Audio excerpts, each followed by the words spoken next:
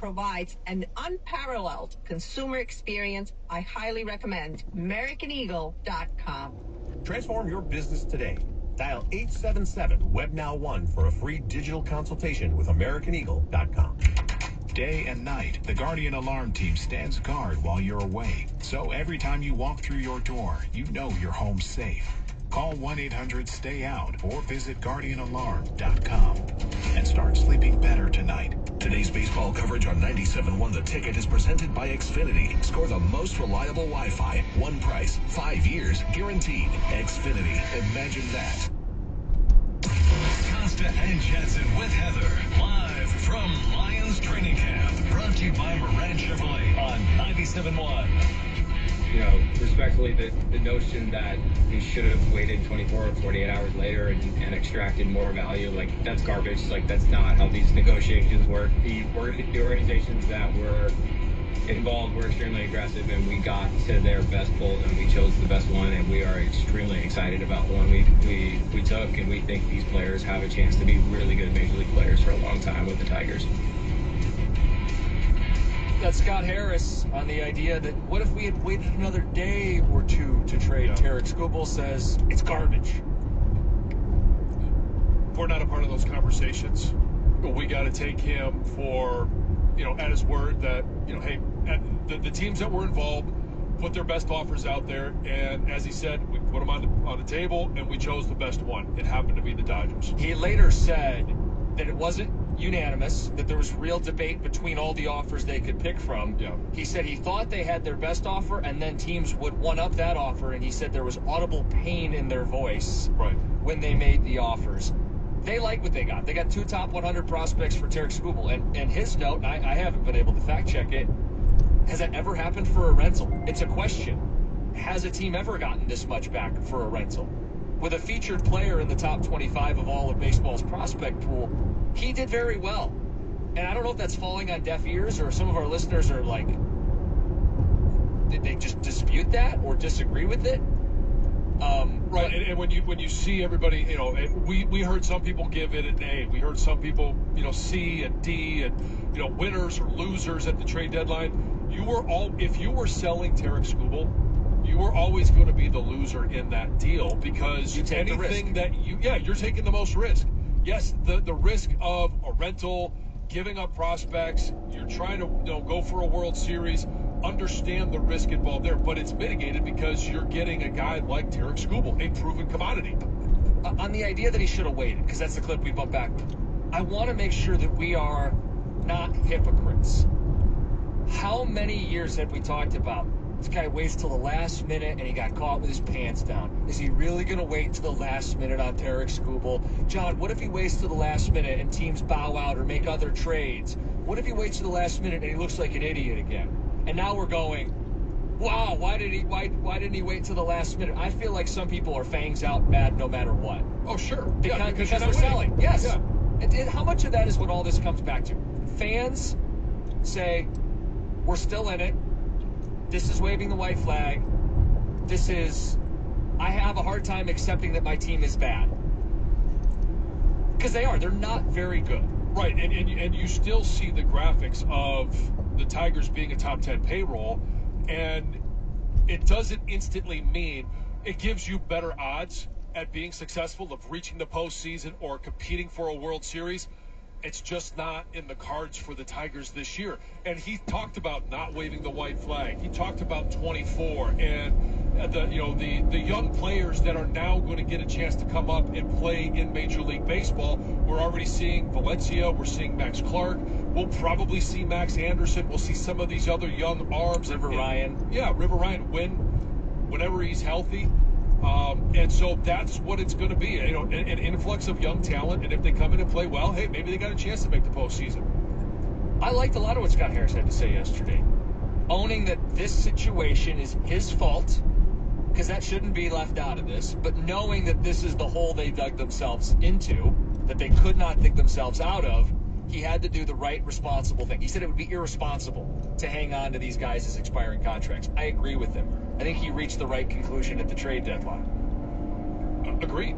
And I think he did the right thing. The only thing you could argue is, what could he have gotten for Torres? And maybe there were offers on the table, and he looked at him and said, it's not worth it. Like, the prospects we're getting back are we've already filled some innings with Jackson Wolf. Like, his job, yes, it is to provide players at every level of minor league baseball as well, but the ultimate job is how do you make your Major League Baseball team the best possible team? And if you weren't going to get a return for Gleyber Torres that you felt was appropriate, then you don't do it. Throw the number out, hear from fans. How do you think Harris did at this trade deadline? Because I think it was easily his best trade deadline. 248-539-9797. Easily his best trade deadline. Oh, yes, because it wasn't Erod where at the last second he, flexes the no trade clause and you've got no pivot. The return for Flaherty just wasn't going to be what it was for Skubal. It's basic asset management. And he had a great asset. They weren't going to be able to utilize it. And he talked about, he was asked, was there at any point did you offer Skubal another contract? And he said, that is a cut we should play for people. Paul, can we, because I feel like we've done our audience a disservice not giving them this earlier in the hour. This was maybe not a revelation, but a confirmation. There was never going to be an extension with Tarik Skubal. We explored an extension once. The response that I got from Tarik's agent was pretty clear that he was intent on going to free agency and exploring the market, which is totally his right, and nobody should be upset about that. He has put himself in a position to be able to explore a market, and he decided that he wanted to do that and should not be criticized for it. But it was very clear from the exchange about what the intentions were, and he deserved it. And so I expect him to be a free agent this winter, and we'll see what happens from there. So again, the number's 248-539-9797, calls and texts. It was never going to happen. He was never going to sign an extension. Right, and so for the only thing I really kind of disagreed with, don't tell me not to be upset. I can be upset. He's earned that right. There's no question about it. I've talked about it a lot. As a former player, if you decide that you want to get to free agency because you want to maximize your earning potential, that is your right. It's also my right to whether I want to agree or disagree or whether I like the system or not. And a lot of it, again, is misplaced anger. You want to be mad at someone, and you want to have a face that you can look at and say, I'm mad at that individual. You want to be mad at Skubal. You want to be mad at Boris. Some people want to be mad at Scott Harris. It's really the system that is set up for teams like the Tigers not to be able to retain some of their stars. Here's a smattering of some of the text that we've got. It says, let me get this straight. You guys are okay trading our two best pitchers and not getting anything that will help us when we're trying to make a playoff push. Wow, with 4 exclamation marks.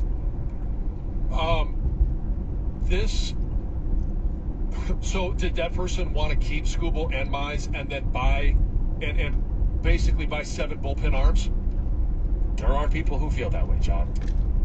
All right, it's kind of a convoluted logic. And so then, and Scott Harris talked about too, so we don't have every clip, but we can talk to you about what Scott Harris did say. And that was, bullpen arms were going at a certain price at this trade deadline. And what future assets were you willing to give up for those bullpen arms to take a shot right now because you're under 500, because you're 2.5 back of the wild card, and you had some major deficiencies? Would you be willing to give up those future assets for a shot at just getting in the postseason? And that's the key. We're not talking about adding to win a World Series here, because you still have to compete with the Dodgers. We're talking about they are not expected to make the playoffs. Right. And I can hear the texters, saying, well, increase your chances. Guys, it's 18% right now. Right. You did the responsible thing and got rid of the expirings. I would hope we're not fighting people on that. But if you also wanted them to add, to do what? to maybe make the playoffs. Or to maybe be out, and then you are going to lose Casey Mize, Tarek Skubal, and you're out those future assets. John, I just think it comes back to the texter that sent that in is not willing to accept the reality of where this team's faults are and how far they actually are. They look at the standings, they look at since June, and they say, we're a good team. And the guy running the team, I'm glad is running the team and not some of these fans, was able to cut through the BS and say, no, we're not. Right. And he has skin in the game, right? But for him to say that, I think it speaks to a maturity of the situation. You know, people said he didn't have the guts to do it. He didn't have the stones to do it. He was just going to fight on and try to make the playoffs for his own salvation and his own job security. He did what was right. A team below 500, it's going to spend 100 days with a losing record. He said, yeah, it'd be irresponsible to trade our prospects or keep our expiring contracts. He did the intelligent thing. John, I was going to start watching Fresh Prince today. Thanks for ruining the ending. That's John and Lake Orion. Yeah, but this is a spoiler that we're allowed to spoil. Scott's biggest sin was last year's trade deadline. I agree with that. His biggest sin was last year's trade deadline. If he added legit bats, they could have made a further run in the postseason. But, okay, let's just go back. And the name that everybody was looking at was Eugenio Suarez.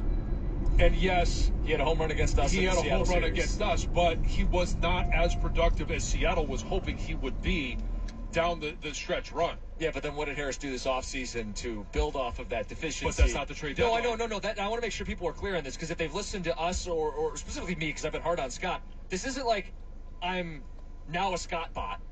This is just talking the deadline. He did the right thing. Now, he had to do this because he screwed up 6 different other ways, but this was handling it the right way, at least to me.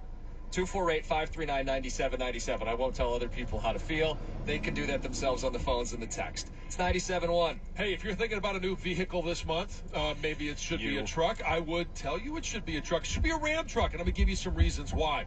Ram truck lease deals at every Metro Detroit Ram dealer are phenomenal right now. I've seen the Ram side by side with other trucks, and I'm driving a Ram. I absolutely love it. For power, there's really no comparison. You can choose from Ram's legendary 5.7 Hemi V8, or you've got 2 more options. The 420 horsepower Hurricane engines, one I chose. You also have the high output 540 horsepower Hurricane. Why would you trust any full-size pickup at any price with only a 4-cylinder engine? Full-size Ram 1500 is built right here in Sterling Heights, and Ram's got a 5-link coil suspension. Literally, all it's going to take is one test drive, and you're going to feel how much smoother a Ram is. And for comfort, do me a favor. Just go sit in a Ram, and I promise you're going to feel the difference. Right now, lease payments on a new Ram truck at every Metro Detroit Ram dealer are phenomenal. So are their financing offers for well-qualified buyers. It's simple. Pull into your Metro Detroit Ram dealer today. When you do, tell them I sent you. Does a divorce have your brain feeling foggy? I'm attorney Brent Boyer with ADAM, the American Divorce Association for Men. With our proven divorce advice and strategy, we can help you shine a light through all that fog. You don't have to lose your house, your money, your retirement, or custody of your kids. With ADAM as your guide, you can stop feeling like a ship lost at sea and reach your destination. Call the experienced divorce attorneys at ADAM today at 248-356-2326. That's 248-356-ADAM, and we will help you see the light. America's favorite place to watch sports is Stadium Swim, located at Circa Resort and Casino. Catch all the biggest games at a viewing experience built for sports fans. Chill in one of our 6 pools on 3 different levels for a perfect view of our massive screen. Located at Circa Resort and Casino in downtown Las Vegas on Fremont Street. Stadium Swim. Book your spot today at circalasvegas.com. This traffic report is sponsored by COSM.